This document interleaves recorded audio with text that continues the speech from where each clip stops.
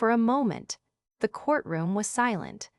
I stood in the dock, listening, and then the judge said the words that would define the next 27 years of my life: life imprisonment.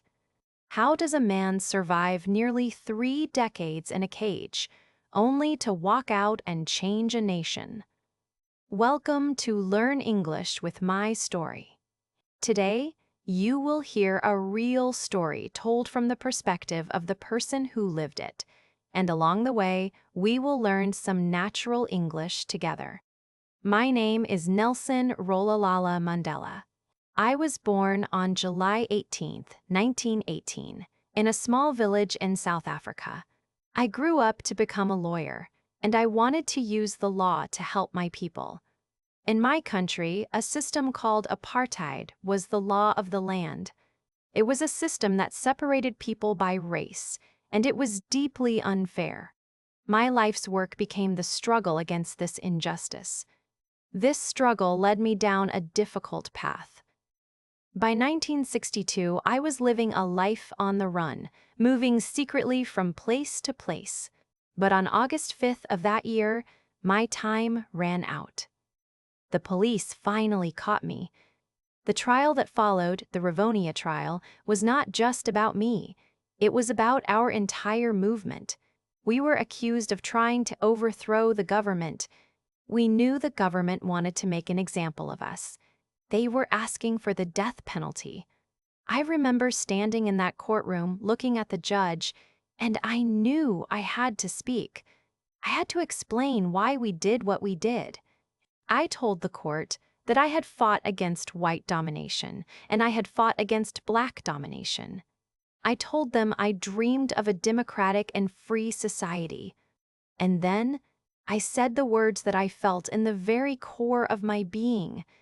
It is an ideal for which I hope to live for and to see realized. But, my lord, if it needs be, it is an ideal for which I am prepared to die. I had to stand up for what I believed in. Here, stand up for is a phrasal verb that means to defend or support a particular idea or person. For instance, she always stands up for her friends. After that speech, I was ready for anything. The judge left the courtroom to make his decision. When he returned, he sentenced us, not to death, but to life in prison. I felt a strange mix of relief and dread. My life was saved, but my freedom was gone. They sent us to a place that was supposed to break our spirits, an island prison called Robben Island. The boat ride to the island was rough. The cold wind from the Atlantic Ocean hit my face. When we arrived, the first thing I saw were the tall guard towers and the gray walls. A guard shouted at us, telling us, "This is the island. This is where you will die." They wanted to make us feel hopeless from the very first moment. My new home was a tiny concrete cell, just big enough to lie down in. There was a thin mat on the floor to sleep on and a bucket for a toilet. For the next 18 years, that small room was my entire world. The guards tried to look down on us constantly. To look down on someone means to think that you are better or more important than them. For example, he looks down on anyone who hasn't been to university. They gave us shorts to wear, even in the cold winter. In our culture, shorts are for boys, so it was their way of saying we were not men. Every day, they tried to take away our dignity. Our days were filled with hard labor. We worked in a limestone quarry. The sun was incredibly bright, and it reflected off the white rock, damaging our eyes. The work was physically demanding. The word demanding is an adjective. It means needing a lot of skill, patience, or effort. For instance, my new job is very demanding, but I enjoy it. We would crush rocks into gravel with heavy hammers all day. My hands were often sore and bleeding. But even in that terrible place, we found ways to resist. We worked slowly on purpose. We shared news with each other secretly. We turned that prison into a university. We taught each other everything we knew. I learned about history, economics, and different languages from the other prisoners. We would write notes on tiny pieces of paper and hide them. Education was our weapon. It was how we kept our minds sharp and our hope alive. It was difficult to cope with the situation. To cope with something means to deal successfully with a difficult situation. For example, it was hard to cope with the stress of the exams. The hardest part was the isolation. For many years, I was allowed only one visitor and one letter every 6 months. The letters were always censored. The guards would cut out parts of the letters they didn't want me to see. It was painful to receive a letter from my wife, Winnie, or my children, and see big holes in the paper. I remember one time I got sick, and they put me in a solitary confinement cell as a punishment. It was a completely dark and empty room. I was all alone with my thoughts. In those moments of darkness, I had to find my inner strength. It was very easy to break down and lose all hope. To break down is a phrasal verb. It can mean to become very upset and start crying. For example, he broke down when he heard the bad news. I had to remind myself why I was there. I was not a criminal. I was a political prisoner fighting for the freedom of my people. This belief helped me get through the darkest days. Here, get through means to manage to deal with a difficult situation until it is over. For instance, I just need to get through this week and then I can relax. Years passed. The world outside was changing, but on Robben Island, every day was almost the same. We heard rumors about the growing anti-apartheid movement around the world. People were starting to demand our release. It gave us a glimmer of hope. A glimmer of hope is a wonderful expression. It means a small sign that something might improve. For example, the doctor's report offered a glimmer of hope. Knowing we were not forgotten was incredibly important. It made us feel like our sacrifice was not for nothing. We had to carry on no matter how hard it was. The phrasal verb to carry on means to continue doing something. For example, even though she was tired, she carried on working. In 1982, after 18 years, they moved me from Robben Island to Pollsmoor Prison on the mainland. The conditions were a little better, but I was still a prisoner.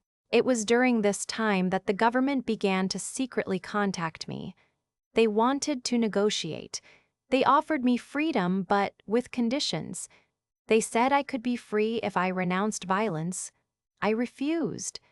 I could not promise to be peaceful while the government continued its violence against my people. My freedom was not more important than the freedom of everyone. It was a matter of principle. A principle is a strong belief that influences how you behave. For example, she refused to lie because it was against her principles. The secret talks continued for years. It was a slow and difficult process. There was a lot of distrust on both sides. I had to be patient and careful. I was negotiating the future of my country from inside a prison cell.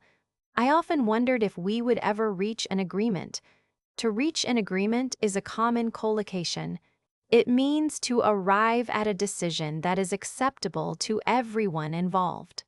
For example, after a long discussion, the two leaders finally reached an agreement. Finally, things began to move quickly.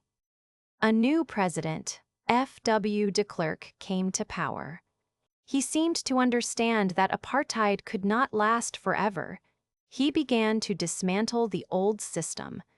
He released many of my friends and comrades from prison. Then, on February 2nd, 1990, he made a public announcement.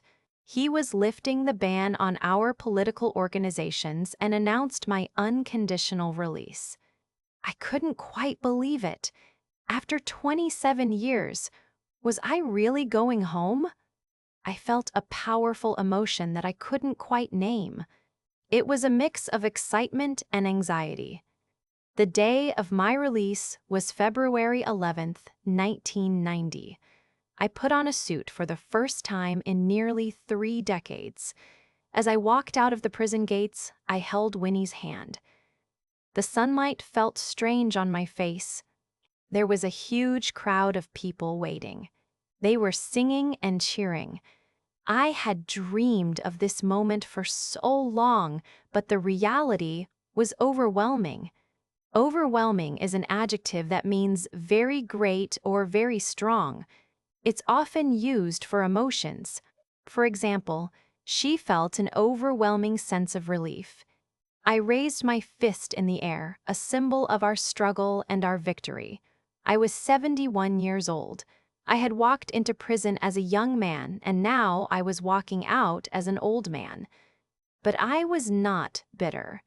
Prison had taught me patience and the importance of forgiveness. I knew that to build a new South Africa, we had to heal the wounds of the past. My long walk to freedom had ended. But a new journey, the journey to build a free and democratic nation for all its people, was just beginning. That long walk to freedom taught me that true liberty isn't just about casting off one's own chains, but about living in a way that respects and enhances the freedom of others. If you want to discover more real stories that can change how you see the world and master your English at the same time, make sure to subscribe so you won't miss our next episode. We explore fascinating lives and true crime cases to make learning English an unforgettable experience.